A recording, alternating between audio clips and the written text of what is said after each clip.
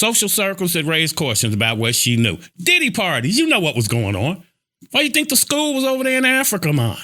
We can act like we don't know, like we do with racism. We all in the room, but we really know what's going on. Stuff didn't happen overnight. These chicks is off the chain now. But let's take a look at the timeline. That's what we're going to get into a little bit later on. By prioritizing the approval of a white middle-class audience, she's accused of creating a blueprint for black success that requires the rejection of black culture, body types, and community solidarity. Here's Jason Black.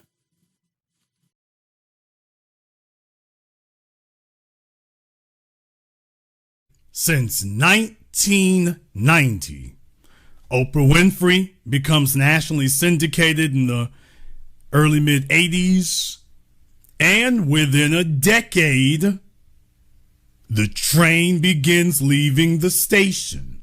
A decade of, women, aren't you just very unhappy? Aren't men just the root of all your problems?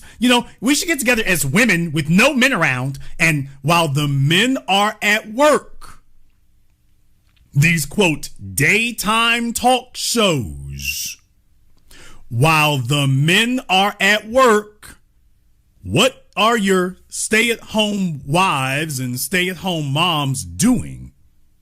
You're at work, but she's sitting in front of the TV. Back then, there was Phil Donahue, Sally Jesse Raphael, and then later came Oprah Winfrey. And then you had,